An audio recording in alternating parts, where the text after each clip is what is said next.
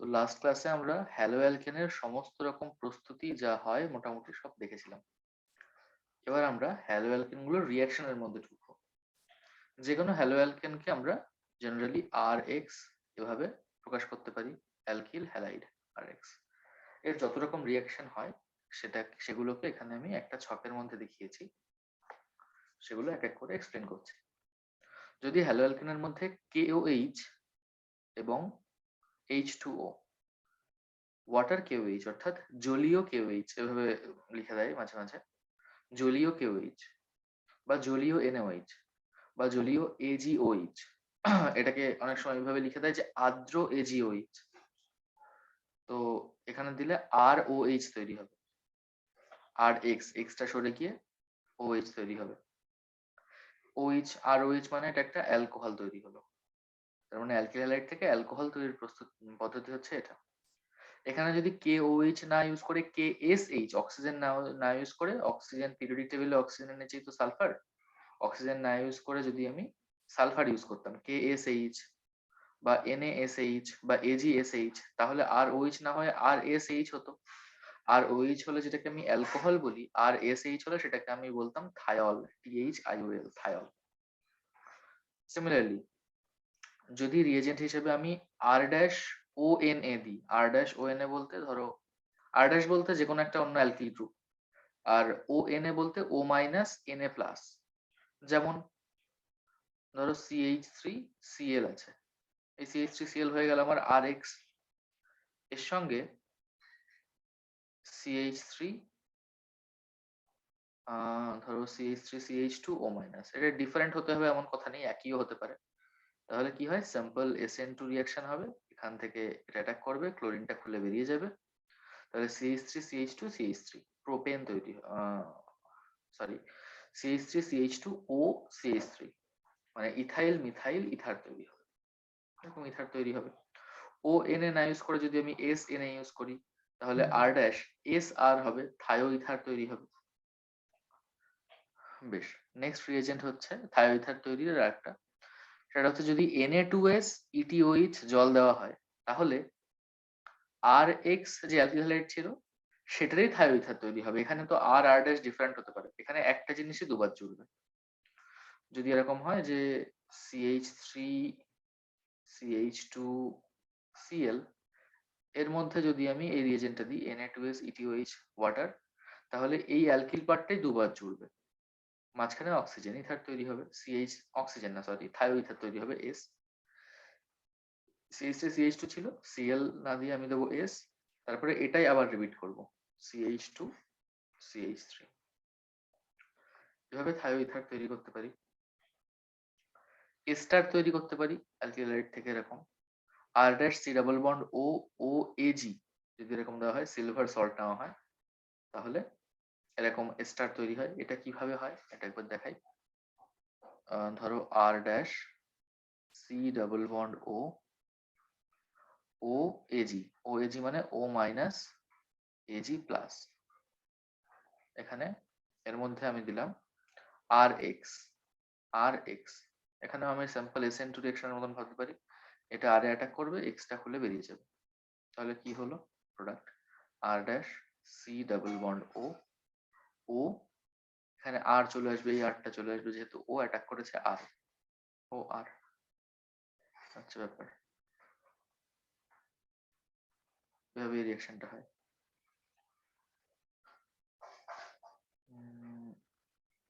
তাহলে এভাবে আমরা এস্টার তৈরি করতে পারি হ্যালো অ্যালকেন থেকে। নেক্সট রিঅ্যাকশনটা বেশ ইম্পর্টেন্ট, NaNO2 যদি দিই তাহলে RNO2 তৈরি হবে, কিন্তু যদি AgNO2 দিই তাহলে RONO তৈরি হবে। দুটোই কিন্তু একজন অন্যজনের আইসোমার বা সমবায়ক। প্রথমটা NO2 গ্রুপ যদি নাইট্রোজেন দিয়ে অ্যালকিল গ্রুপের সঙ্গে জুড়ে যায় তাহলে সেটাকে বলা হবে নাইট্রো অ্যালকেন, আর যদি ও মানে এই ও দিয়ে যদি অ্যালকিল পার্টের সঙ্গে জুড়ে যায় তাহলে ONO হবে, এটাকে বলবো অ্যালকিল নাইট্রাইট। তো পরীক্ষা এভাবে আসতে পারে যে RX, ধরো পরীক্ষা এভাবে দিল যে রূপান্তর দেখাও CH3Cl থেকে, একটা হচ্ছে CH3NO2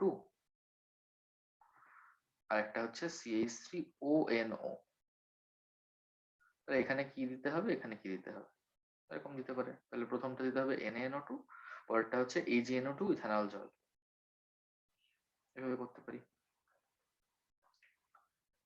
নেক্সট রিয়াকশন,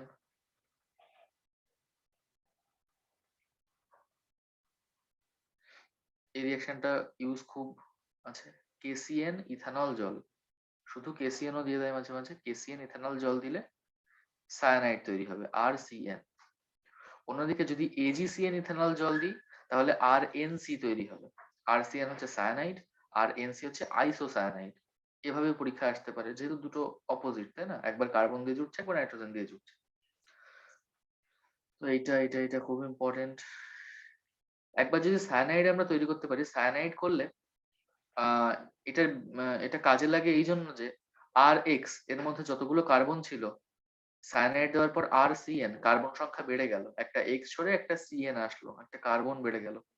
তো স্টেপ আপ রিঅ্যাকশনের জন্য এগুলো খুব ইউজ করা হয়। রূপান্তর করার সময় যদি কার্বন সংখ্যা বাড়াতে হয় তাহলে এই রিঅ্যাকশনটা খুব ইউজ করা যায়। তো এই সায়ানাইড থেকে অনেক কিছুতে আবার রূপান্তর করা যায়। সায়ানাইডের মধ্যে যদি হাইড্রোজেন পিডি বা হাইড্রোজেন প্লাটিনাম বা সোডিয়াম ইথানল দেওয়া হয় তাহলে RCH2NH2 তৈরি হয়। এটা কিভাবে লিখবো প্রোডাক্টটা, RCN টাকে আমি যদি লিখি RC ট্রিপল বন্ড N, এর মধ্যে যদি হাইড্রোজেন পিডি হাইড্রোজেন প্লাটিনাম এগুলো দেওয়া হয় তাহলে কি করতে হবে, যে এই দুটো বন্ড আমি ভেঙে দেবো। তাহলে এই কার্বনের দুটো বন্ড ভেঙেছে, তাই নতুন দুটো বন্ড তৈরি হবে, দুটোতেই আমি হাইড্রোজেন বসাবো। এই নাইট্রোজেনেরও দুটো বন্ড ভেঙেছে, তাহলে দুটোই ভেঙে আমি হাইড্রোজেন বসাবো। তাহলে হয়ে গেল আমার RCH2NH2, এই যে RCH2NH2 অ্যামিন তৈরি হলো।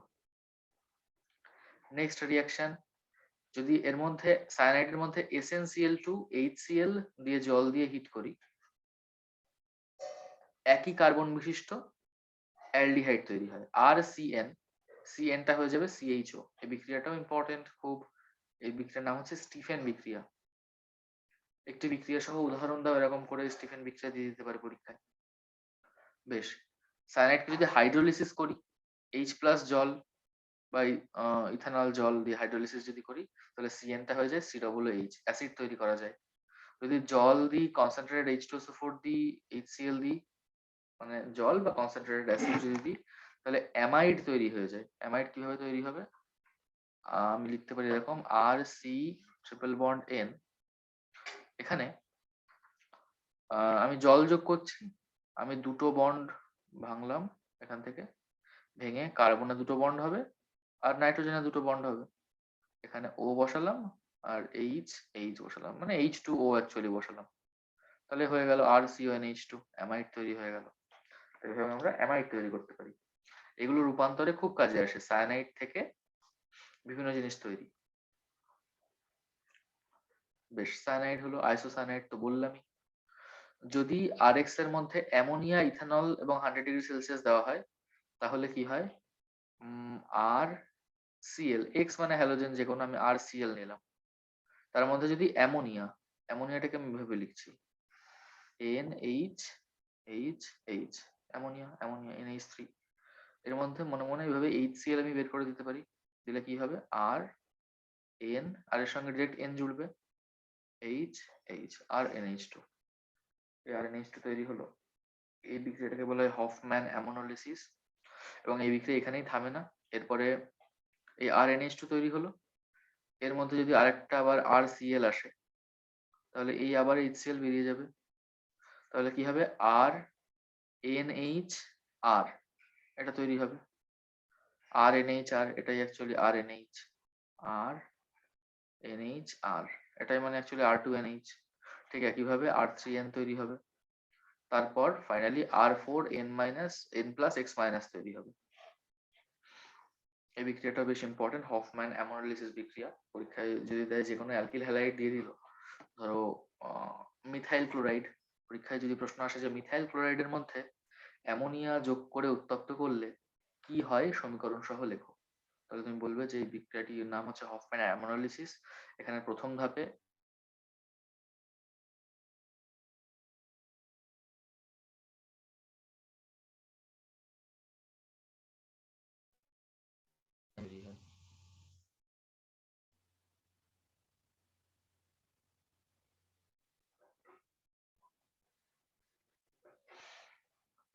বেশ, কোয়াটারনারি অ্যামোনিয়াম সল্ট তৈরি হলো। এইভাবে আমরা করতে পারি। নেক্সট এর মধ্যে যদি আমি লিথিয়াম অ্যালুমিনিয়াম হাইড্রাইড দিই, LiAlH4, লিথিয়াম অ্যালুমিনিয়াম হাইড্রাইড যদি দিই, তাহলে RH টা হয়ে যায় RH, অ্যালকেনে পরিবর্তন করতে পারি আমরা। RH মানে তো অ্যালকেন। বেশ, একই কাজ করা যায় রেড রেড ফসফরাস দিয়ে। RX এর মধ্যে যদি রেড ফসফরাস দেওয়া হয় তাহলে RH অ্যালকেন তৈরি হয়। যেমন যদি CH3Cl এর মধ্যে যদি লিথিয়াম অ্যালুমিনিয়াম হাইড্রাইড দিই, তাহলে CH3 হ্যালোজেন X সরে গিয়ে একটা H আসবে, তার মানে অ্যাকচুয়ালি মিথেন তৈরি। এরকম। এই হলো মোটামুটি সব রিয়াকশন। বইয়ে প্রায় 4-5 পেজ ধরে আছে হয়তো। তো একটা ছকের মাধ্যমে আমরা সব রিয়াকশন গুলো একবারে দেখে নিলাম।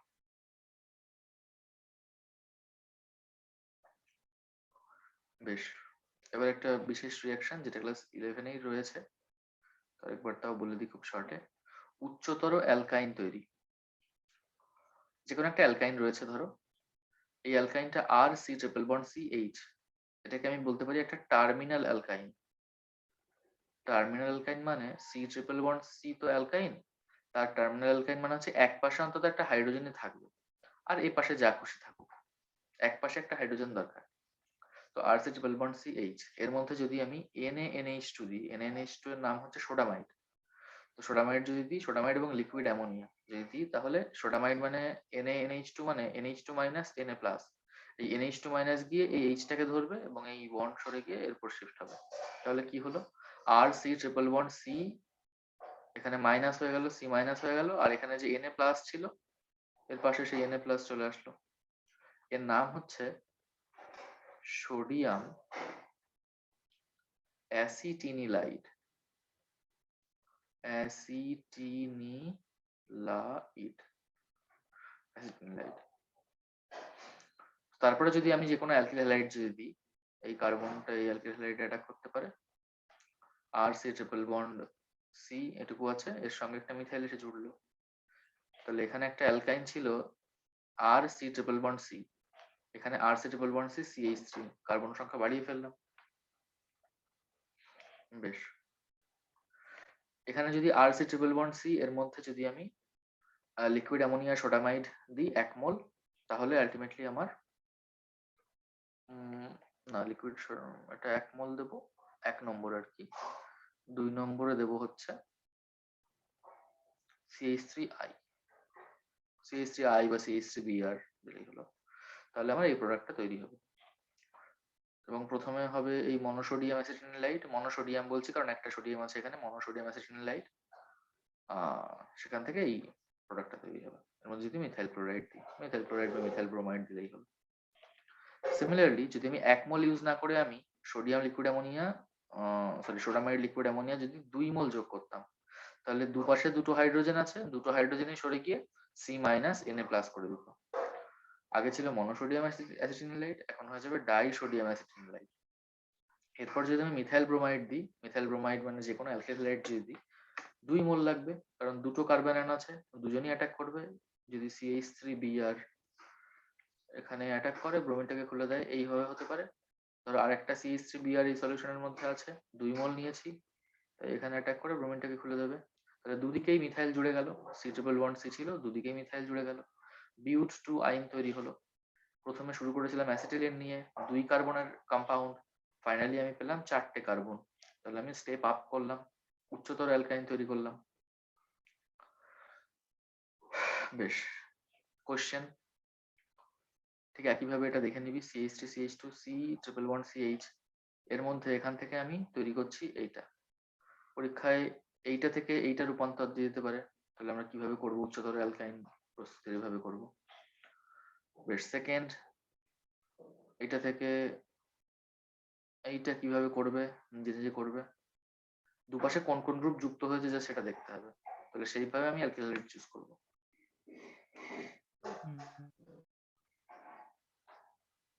বেশ, দেখে নিবি এটা। তারপর আমি এটা যখন করিয়েছিলাম অফলাইন ব্যাচে, তখন করতে দিয়েছিলাম অ্যাসিটিলিন থেকে কিভাবে আমি এটা তৈরি করব, এটাও করবি নিজে নিজে। কিছু না, অ্যাসিটিলিন তো এরকম যে C triple bond CH, final প্রোডাক্টে কি হয়েছে, এইচ সরে গেছে, গিয়ে একটা 6 মেম্বার রিং চলে এসছে। এপাশেও তাই 6 মেম্বার রিং চলে এসছে।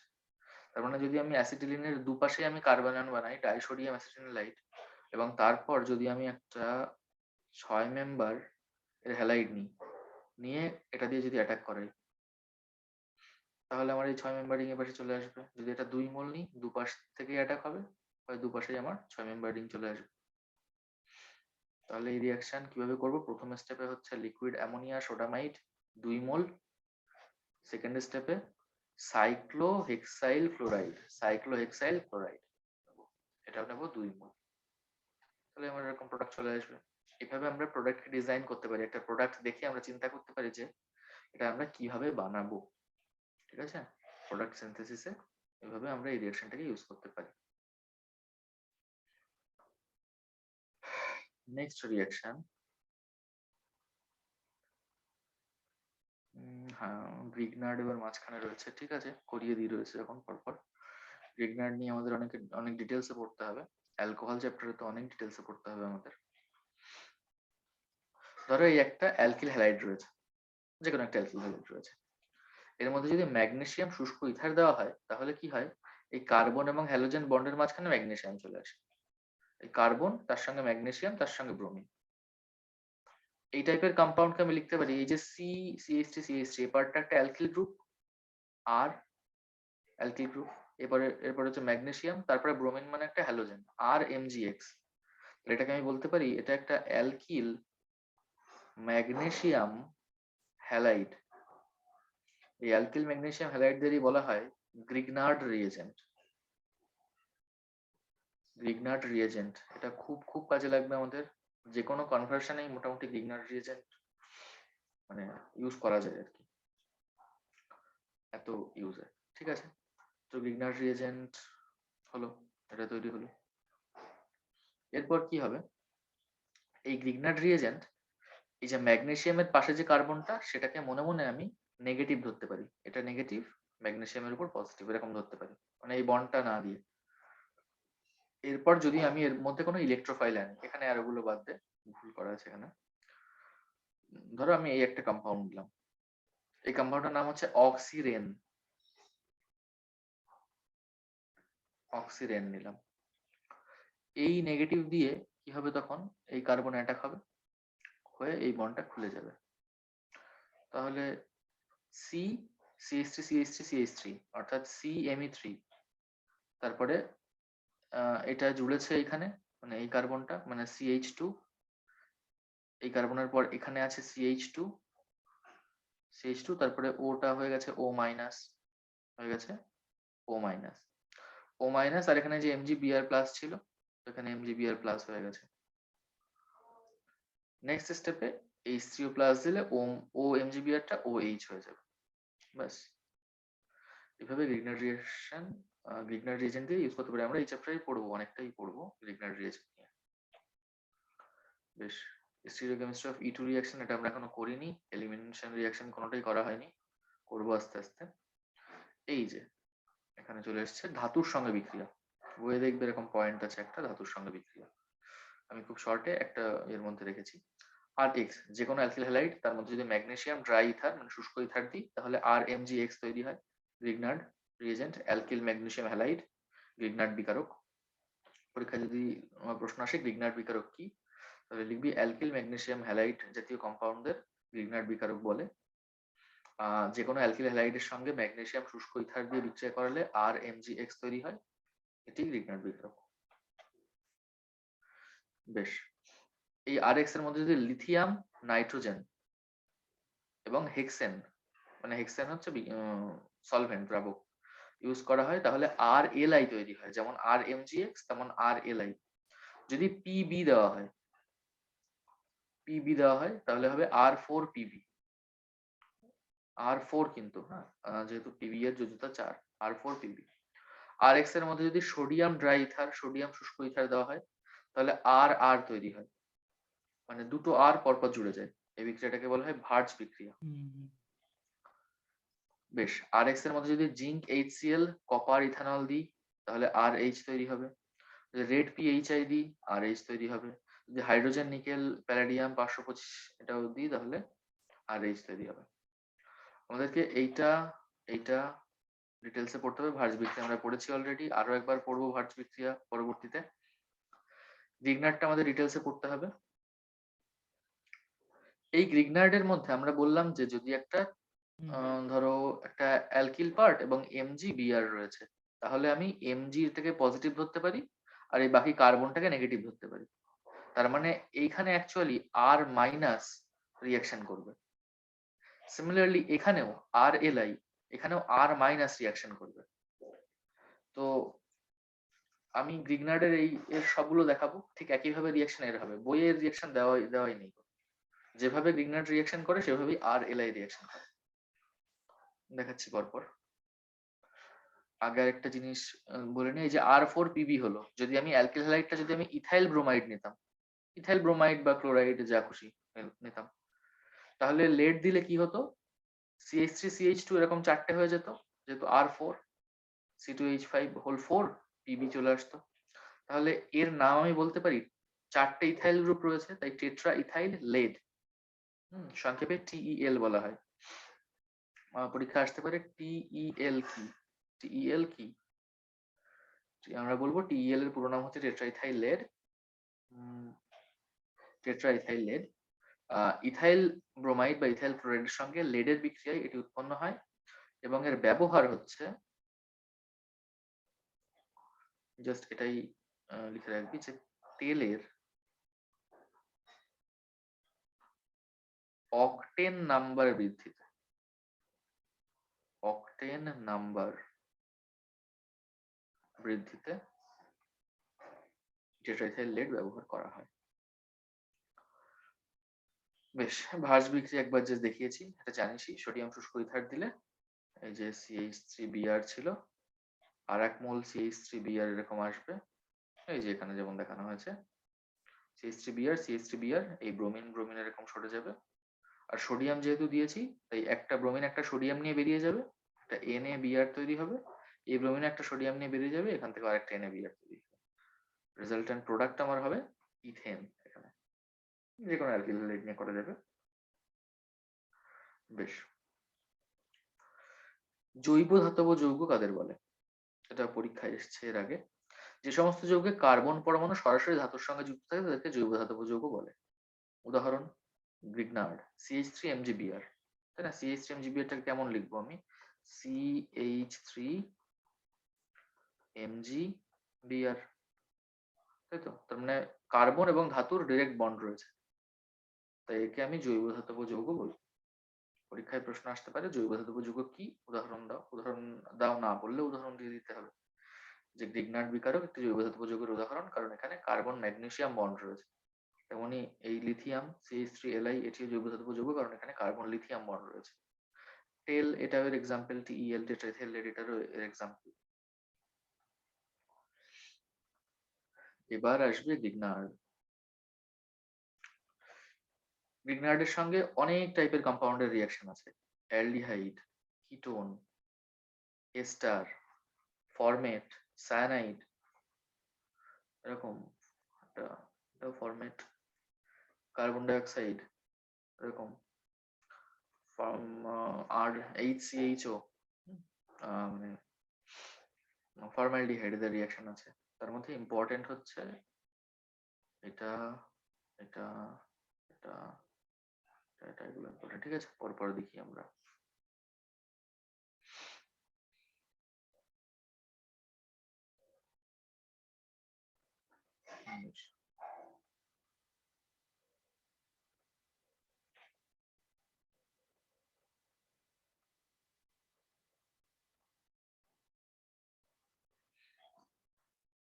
গ্রিগনার্ড আমি যে কোনো একটা গ্রিগনার্ড নিলাম, ধরো CH3MgBr।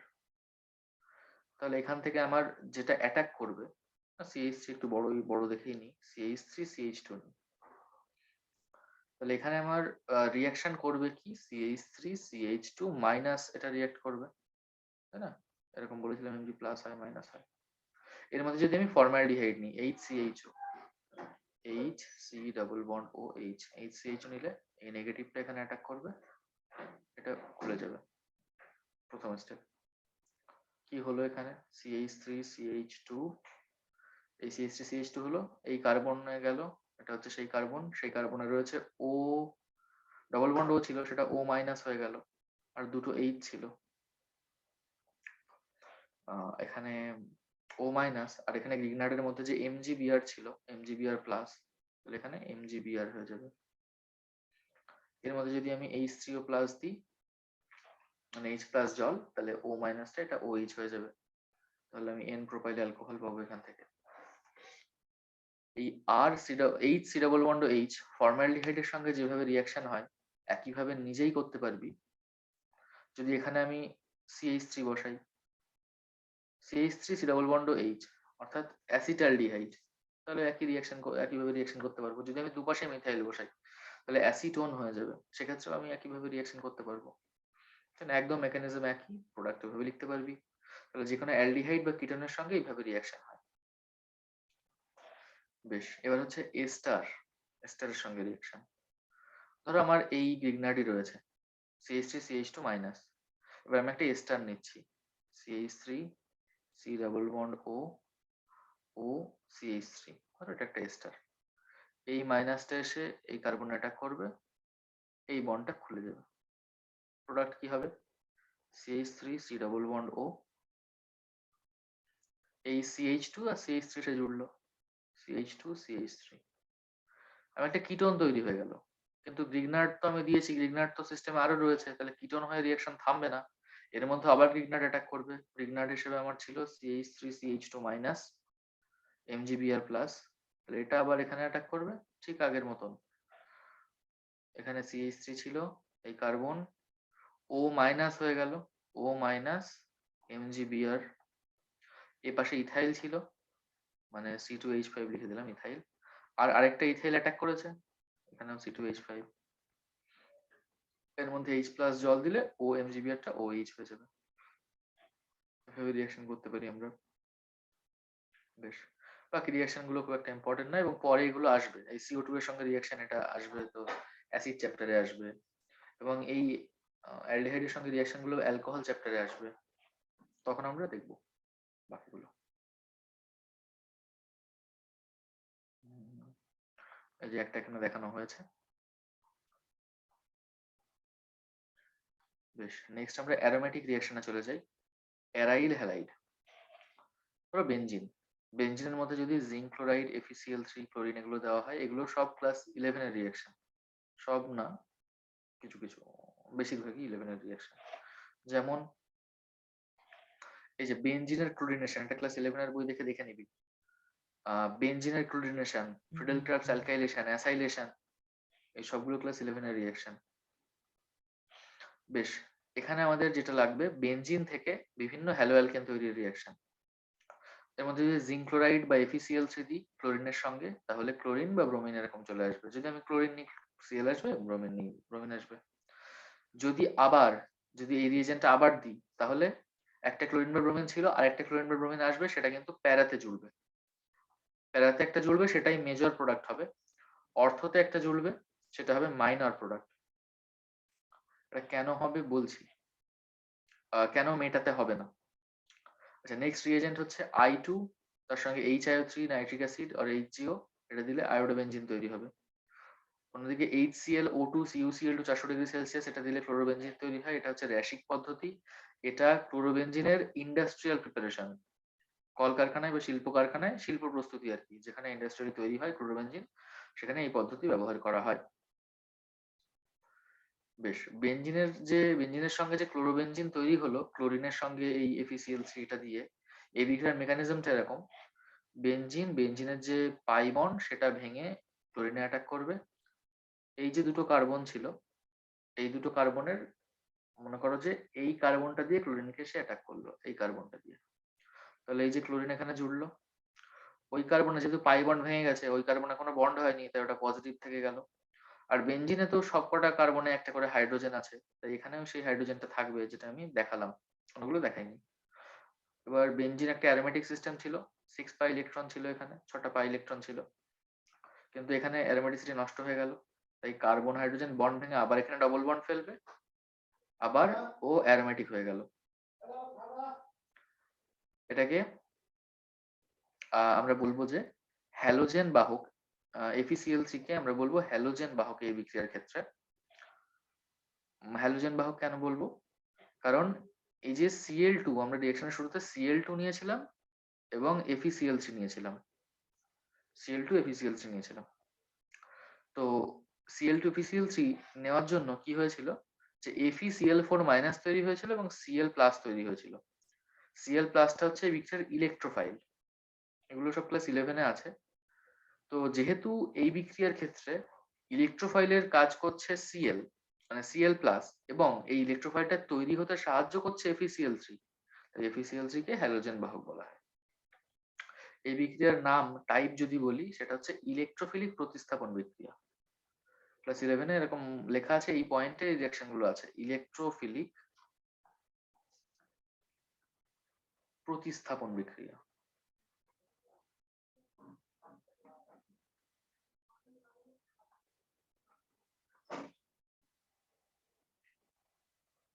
ইলেকট্রোফিলিক প্রতিস্থাপন বিক্রিয়া।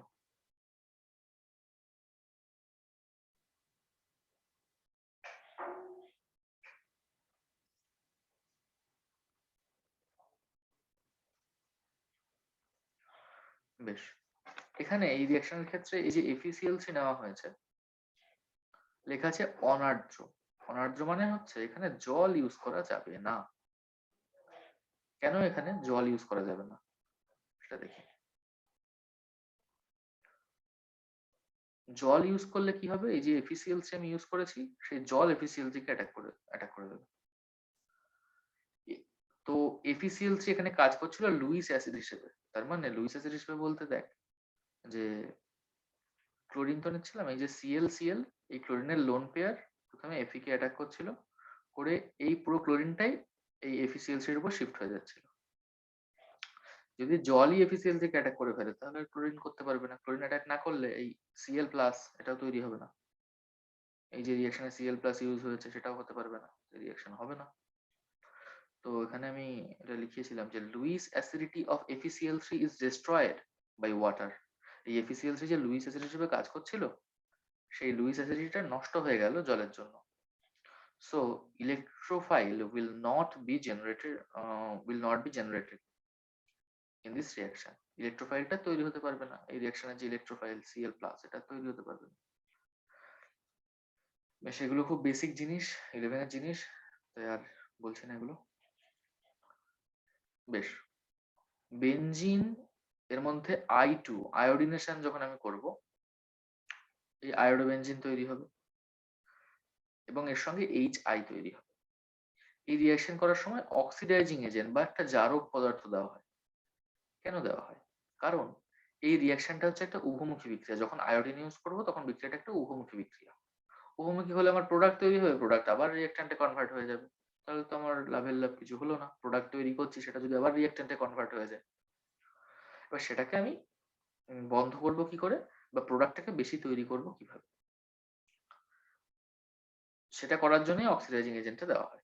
অক্সিডাইজিং এজেন্ট কি করবে, এই যে HI তৈরি হয়েছে, ওই HI কে, HI মানে অ্যাকচুয়ালি H প্লাস আর I মাইনাস, এখানে I এর জারণ সংখ্যা হচ্ছে -1, এটাকে ওই জারক দ্রব্যটা অক্সিডাইজিং এজেন্টটা I2 তে কনভার্ট করবে। I2 তে অক্সিডেশন নাম্বার আয়োডিনের হচ্ছে 0, তাহলে -1 থেকে 0 হওয়া মানে জারণ। তার মানে এখানে অক্সিডেশন হলো। এই বিক্রিয়ায় যে HI তৈরি হলো সেটা জারণ হয়ে I2 তে পরিণত হলো। তার মানে এই বিক্রিয়ার প্রোডাক্টের পরিমাণ, প্রোডাক্ট কমে যাচ্ছে না, যে কোনো একটা প্রোডাক্ট কমে যাচ্ছে। লা-শাতেলের নীতি বলে, যে ওই সাম্যাবস্থা চ্যাপ্টারে ছিল ক্লাস 11-এ, লা-শাতেলের নীতি বলছে যে কোনো বিক্রিয়ার সাম্যাবস্থায় যদি প্রোডাক্ট কমে যায়, তাহলে রিঅ্যাকশন চায় আরো বেশি করে প্রোডাক্ট তৈরি করতে। তাহলে যে যে সাম্যাবস্থাটা ছিল সেটা আরো চাইবে বেশি করে প্রোডাক্ট তৈরি করতে। এবার বেশি করে যখন প্রোডাক্ট তৈরি হবে, বেশি করে HI তৈরির জন্যই প্রোডাক্ট তৈরি হচ্ছে, কিন্তু HI তো আর একা তৈরি হবে না, এই আয়োডোবেনজিনও তৈরি হবে একসঙ্গে। তাই আমার ওভারঅল আয়োডোবেনজিন আগে যতটা তৈরি হচ্ছিল না, অক্সিডাইজিং এজেন্ট না দিলে, অক্সিডাইজিং এজেন্ট দিলে আরো বেশি পরিমাণে তৈরি হবে। তাই এই বিক্রিয়া যে উভমুখী বিক্রিয়া, সেই উভমুখিতাটা আমি কিছুটা কমাতে পারলাম এবং আমি এই বিক্রিয়ার ইল্ড বা কতটা উৎপন্ন হয় আর কি, ইল্ড মানে কি পরিমাণ উৎপন্ন হয়, সেই ইল্ডটাকে একটু বাড়াতে পারলাম, ব্যাস এটাই।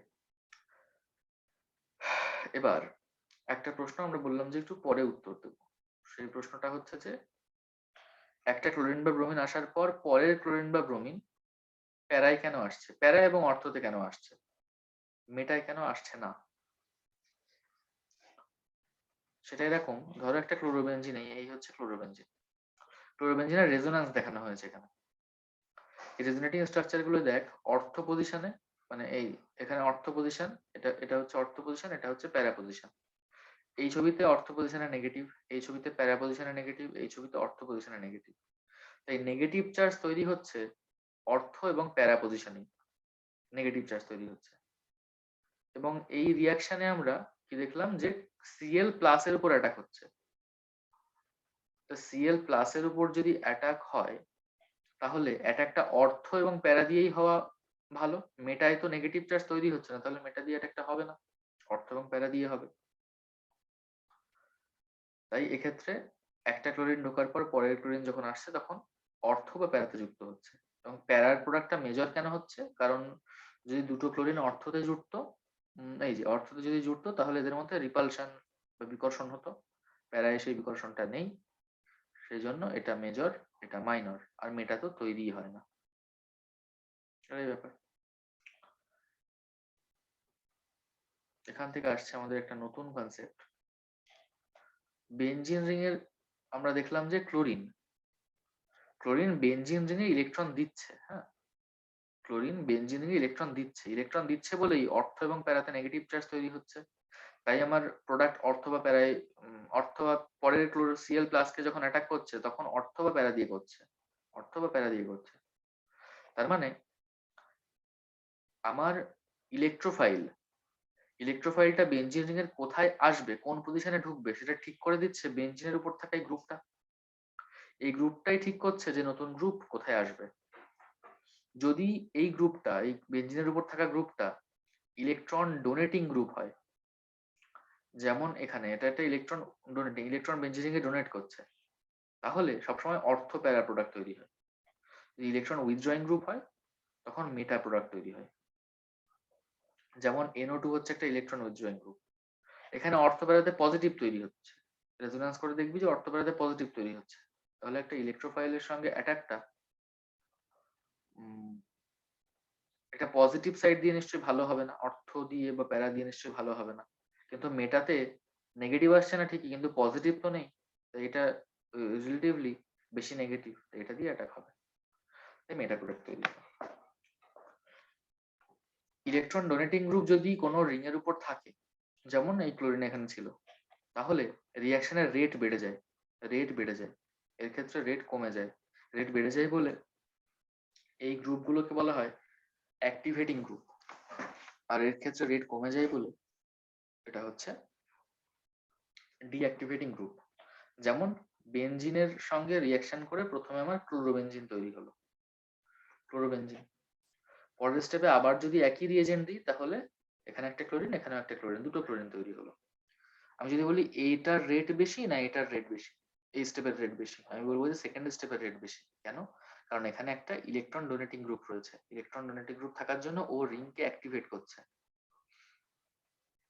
এটাই হচ্ছে রেটের কনসেপ্ট। এবার কারা ইলেকট্রন ডোনেটিং গ্রুপ, কারা ইলেকট্রন উইথড্রয়িং গ্রুপ কি করে বুঝবো,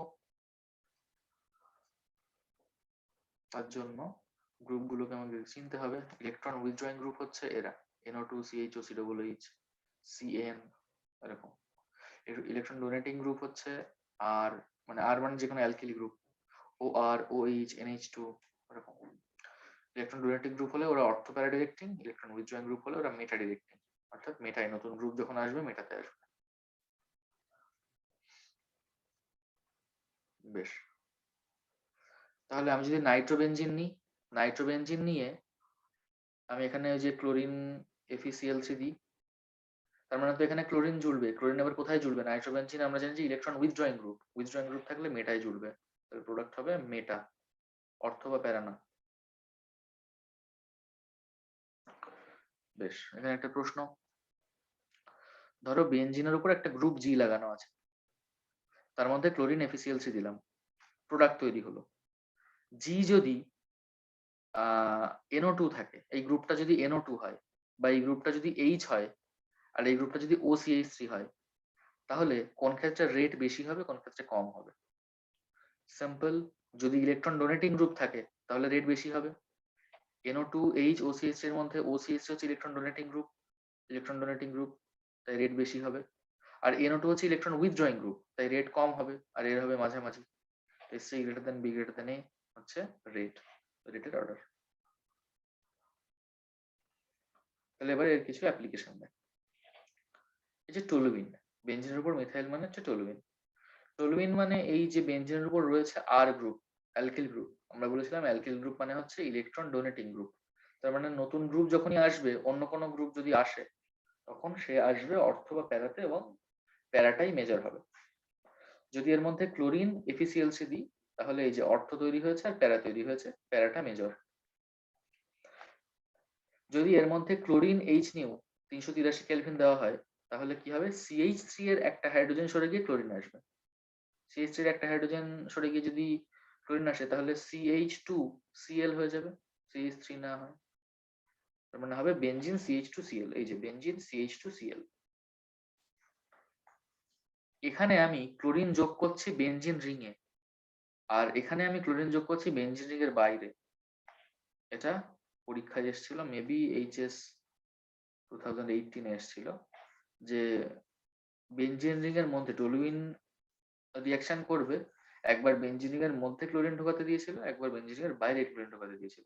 তাহলে এই হচ্ছে রিয়েজেন্ট।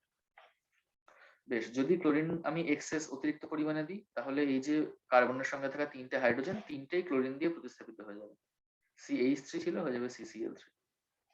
বেশ, যদি SOCl2H নিউ এটা দিই, তাহলেও ঠিক এর মতন রিয়াকশন হবে, সেকেন্ডটাও যা ফোর্থটাও তাই, একই প্রোডাক্ট, দুটো ডিফারেন্ট রিয়েজেন্ট। বেশ, টলুইন হলো। যদি আমি ইথাইল বেনজিন নিতাম, এটাও তো একটা আর মানে অ্যালকিল গ্রুপ, তাহলে এই ক্ষেত্রে কি রিয়াকশন হবে? এর ক্ষেত্রেও যদি আমি মানে ক্লোরিন এফিসিএলসি দিতাম, হ্যাঁ এখানে লেখা নেই ওটা যদিও, যদি আমি প্রথম একদম ক্লোরিন এফিসিএলসি দিতাম, তাহলে ক্লোরিন জুটতো। ক্লোরিন কোথায় জুটতো? আমার প্রোডাক্ট হতো এখানে একবার ক্লোরিন, আর এখানে একবার ক্লোরিন, দুটো একই সঙ্গে, না হয় এখানে না হয় এখানে, একটা অর্থ একটা প্যারা, এবং মেজর হতো আমার প্যারা প্রোডাক্ট। বেশ, যদি এর মধ্যে ক্লোরিন H নিউ 0°C দেওয়া হয়, ক্লোরিন সূর্যালোক দেওয়া হয়, তাহলে কি হবে? এইখানে যে দুটো হাইড্রোজেন ছিল, H আর এখানে তো CH3 ছিল, বেনজিন CH2CH3, এই দুটো হাইড্রোজেনের একটা হাইড্রোজেন প্রতিস্থাপিত হয়ে যাবে ক্লোরিন দিয়ে, এরকম প্রোডাক্ট হবে। যদি এক্সেস ক্লোরিন দিই, আরো ক্লোরিন দিই, তাহলে দুটো হাইড্রোজেনের প্রতিস্থাপিত হয়ে যাবে ক্লোরিন দিয়ে। সিমিলারলি যদি NBS দেওয়া হয়, NBS আগের দিন পড়েছিলাম, N ব্রোমোসাক্সিনামাইড, অ্যালাইলিক ব্রোমিনেশন ঘটায়। এই যে বেনজিন রিং, তো বেনজিন রিং ডাবল বন্ড, এই ডাবল বন্ড যুক্ত কার্বনের পাশের কার্বনকে অ্যালাইল কার্বন বলে। সেই অ্যালাইল কার্বনে যদি হাইড্রোজেন থাকে, অ্যালাইল হাইড্রোজেন, তাহলে সেটা সরে গিয়ে ব্রোমিন চলে আসে NBS দিলে। ওই জন্য এখানে যে অ্যালাইল পজিশনে যে হাইড্রোজেন ছিল, সেই হাইড্রোজেন সরে গিয়ে ব্রোমিন চলে আসলো। যদিও এটাকে বেনজাইলিক পজিশন বলা হয়, বেনজিন রিং রয়েছে বলে, তো এটাকে আমি অ্যালাইলিকের মতন করে ধরতে পারি। NBS যেহেতু অ্যালাইলিক ব্রোমিনেশন ঘটায়, সেই সেন্সে আমি বলছি। তাহলে এখানে আবার যদি আমি NBS আবার যদি দিই, তখন কি দুটো এরকম ব্রোমিন চলে আসবে। এখানে বেনজিন রিং, এখানে ব্রোমিন, এখানে ব্রোমিন, এখানে মিথাইল, এটা প্রোডাক্ট হবে। বেশ, NBS এর মধ্যে যদি NBS পারক্সাইড দেওয়া হয়, না কি ব্যাপার, যদি ব্রোমিন FeBrC দেওয়া হয়, ওই যেটা বললাম আগে, যে প্যারা পজিশনে ব্রোমিন তৈরি হবে, এটাই মেজর। বেশ, নেক্সট হচ্ছে এটা যদিও লাস্ট চ্যাপ্টার আবার পড়তে হবে, তো এখানে কাজে লাগবে বলে বলে রাখি।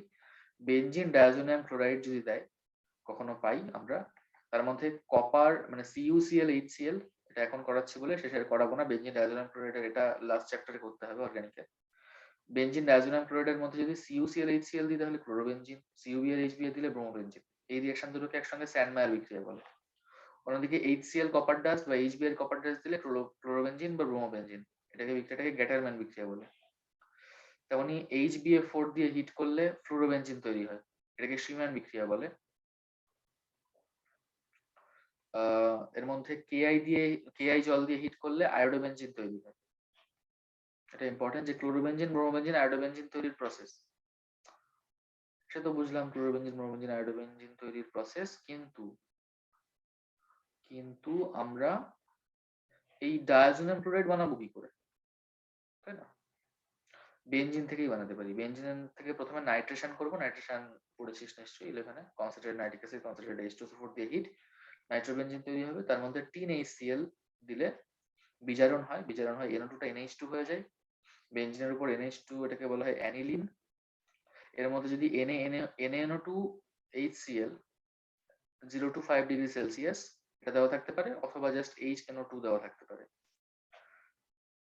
যে কোনোটা দেওয়া থাকতে পারে। অ্যাকচুয়ালি NaNO2 HCl এরা নিজেরা বিক্রিয়া করে HNO2 তৈরি হয়। এটা যদি থাকে তাহলে benzene N2Cl, benzene diazonium chloride তৈরি হবে। তো বেনজিন ডায়াজোনিয়াম ক্লোরাইড থাকলে আমরা তারপরে এই রিঅ্যাকশন গুলো করতে পারি। বেশ, তো এখানে বিভিন্ন দিকে অ্যারো দিয়ে বিভিন্ন রিঅ্যাকশন দেখিয়েছি, এখানে একটা অ্যারো ধরেনি তাই এখান থেকে নিচে নিয়ে আসা হয়েছে। আর ওটা তুই যখন খাতায় লিখবি ওইভাবে পাশেই লিখিস। এই যে ডায়াজোনিয়াম ক্লোরাইডের মধ্যে যদি KCN CuCN দেওয়া হয় তাহলে বেনজিনের উপর CN তৈরি হয়, এটাকে আমি সায়ানোবেনজিন বলতে পারি, বা বেনজিন সায়ানাইড বা ফিনাইল সায়ানাইড বলতে পারি। সায়ানোবেনজিন বলাটা বেটার, সায়ানোবেনজিন। এবার যে কোনো সায়ানাইডের মধ্যে সায়ানাইডের রিঅ্যাকশন আমরা আগে পড়লাম যে H3O+ দিলে COOH তৈরি হয়, এবং সায়ানাইডের আগে যত রিঅ্যাকশন পড়েছি, ওই যে একটা প্রথম যে ছকটা করলাম আজকে, সেখানে সায়ানাইডের কয়েকটা রিঅ্যাকশন হয়েছিল, তো সেই ছকের রিঅ্যাকশন গুলো এখান থেকে পরপর আমরা করতে পারি। এর মধ্যে একটা দেখানো হয়েছে বেনজোইক অ্যাসিড, H3O+ দিয়ে হাইড্রোলিসিস করলে বেনজোইক অ্যাসিড তৈরি হবে। বেশ, এবার ব্রোমোবেনজিন বা ক্লোরোবেনজিনের কিছু বিক্রিয়া।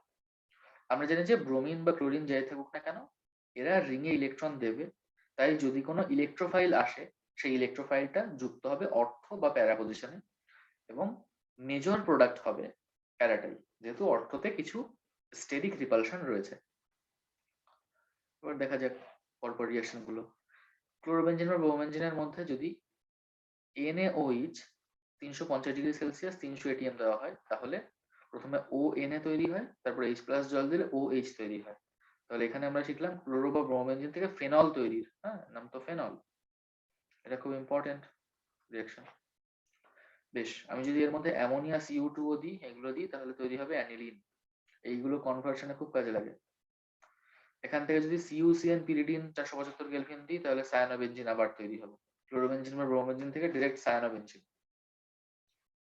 বেশ, যদি এর মধ্যে CH3COCl দেওয়া হয়, অ্যানহাইড্রাস FeCl3 দেওয়া হয়, কি হবে দেখ, CH3 C double bond O Cl, এবং আমার ক্লোরো বা ব্রোমোবেনজিন রয়েছে, আমি সেটাকে এখানে দিলাম ক্লোরো বা ব্রোমোবেনজিন। এবার যে গ্রুপটা এসে জুড়বে সেটা প্যারায় জুড়বে, ইলেকট্রোফাইল জুড়বে যখন প্যারায় জুড়বে, প্যারাতে একটা হাইড্রোজেন ছিল, মনে মনে H-টাকে আর Cl-টাকে বের করবে, দিয়ে প্যারায় বাকিটা জুড়বে বলতে এইটা এখান থেকে জুড়বে C ডাবল বন্ড ও CH3, দেখ প্যারাতে COCH3 রয়েছে। ক্লোরোবেনজিন বা ব্রোমোবেনজিন প্যারায় COCH3। এই বিক্রিয়াটার নাম হচ্ছে ফ্রিডেল ক্রাফটস অ্যাসাইলেশন, 11 এর রিঅ্যাকশন এটাও। এটার নাম একইভাবে Friedel Crafts alkylation, methyl chloride রয়েছে, এইভাবে একইভাবে HCl যদি বের করে দিস তাহলে দেখবি CH3 জুড়ে যাবে, প্যারায় জুড়বে।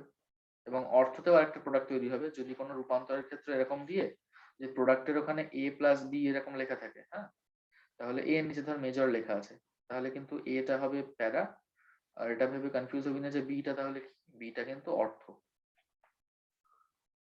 বেশ, কনসেন্ট্রেটেড H2SO4 দিয়ে হিট করলে আমরা জানি যে সালফোনেশন, বেনজিনের সালফোনেশন পড়েছি, ঠিক একইভাবে হবে। এখানে ইম্পর্টেন্ট যে প্যারাই হচ্ছে, তার কারণ এই ক্লোরিন বা ব্রোমিন এরা ইলেকট্রন ডোনেটিং গ্রুপ, তাই রিং এ ইলেকট্রন দিচ্ছে, তাই প্যারাতে নেগেটিভ চার্জ এবং অর্থতে নেগেটিভ চার্জ আসছে, তাই ইলেকট্রোফাইলকে প্যারা এবং অর্থ যে কোনো একটা দিয়ে অ্যাটাক করছে। প্যারাতে অ্যাটাক করলে সেটা মেজর হচ্ছে কারণ স্টেরিক হিন্ড্রেন্স কম, অর্থতে অ্যাটাক করলে স্টেরিক হিন্ড্রেন্স বেশি, সেই জন্য অর্থ প্রোডাক্টটা মেজর হচ্ছে না, প্যারা প্রোডাক্টটা মেজর হচ্ছে। সিমিলারলি নাইট্রেশন কনসেন্ট্রেটেড H2SO4 উপর নাইট্রিক অ্যাসিড দিয়ে হিট করলে নাইট্রেশন হবে, NO2 গ্রুপ জুড়বে। NO2 গ্রুপ কোথায় জুড়বে? প্যারায় জুড়বে। আরেকটা প্রোডাক্ট হবে অর্থ প্রোডাক্ট Cl বা Br, এখানে জুড়বে NO2, এটা মাইনর প্রোডাক্ট হবে, গৌণ প্রোডাক্ট হলো।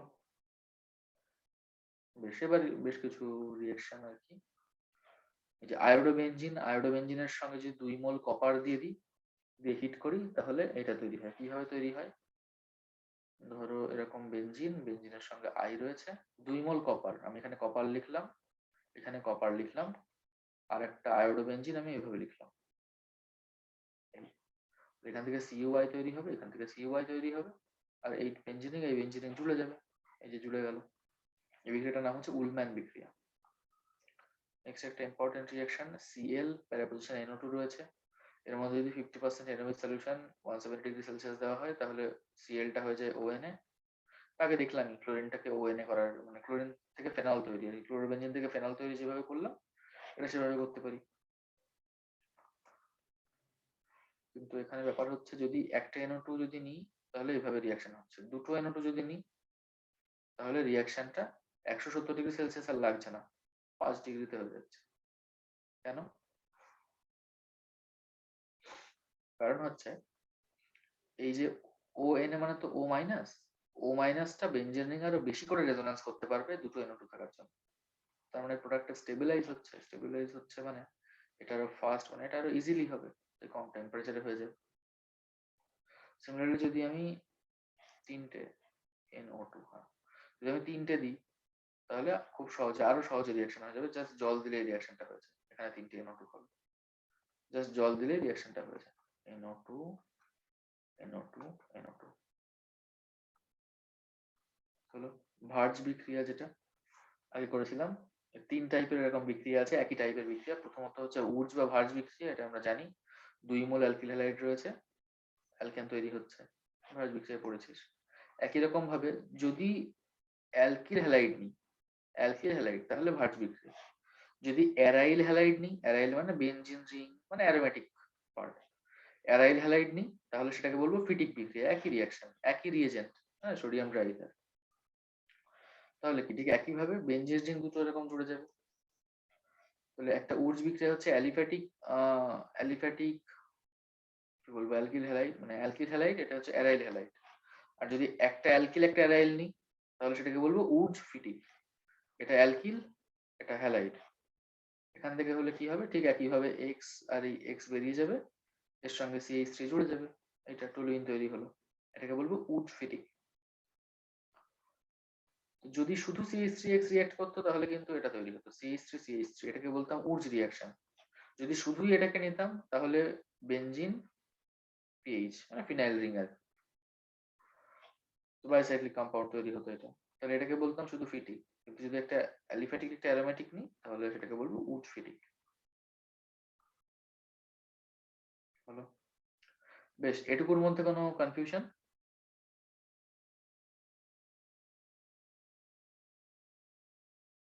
হ্যালো? না, এটুকু বুঝতে পেরেছি। বেশ, এবার এই রিঅ্যাকশন, এখানে এগুলো করার জন্য কিছু ক্লাস 11 এর কিছু রিঅ্যাকশন আমাদের দরকার হবে।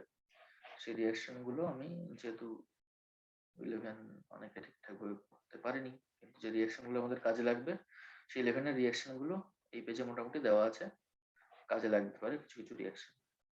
এই যে একটা রিঅ্যাকশন, ইলেকট্রোলিসিস রিঅ্যাকশন, এই রিঅ্যাকশন, এটা, এগুলো একবার দেখে নিস। এগুলো হচ্ছে সমস্ত অ্যালকেনের রিঅ্যাকশন।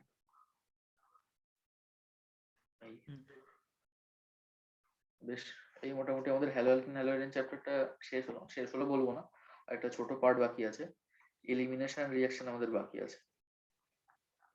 প্রতিস্থাপন বিক্রিয়া পড়েছিলাম SN1 SN2, তারপরেই পড়ানোর কথা ছিল এলিমিনেশন। তো যাই হোক, পরদিন আমরা এলিমিনেশন রিঅ্যাকশনটা দেখবো, অথবা আমরা দ্রবণ চ্যাপ্টারটাও শেষ করতে পারি, দেখি ভেবে দেখবো কি করব। এলিমিনেশন চ্যাপ্টারটা হলে হ্যালো অ্যালকেন হ্যালো অ্যালকেন শেষ, ওই পার্টটা হলে আমার দ্রবণ চ্যাপ্টারটা শেষ। নেক্সট দুদিন দুটো চ্যাপ্টার শেষ হতে চলেছে, ঠিক আছে? এই পিডিএফটা তো আমি পাঠিয়ে দিয়েছি না?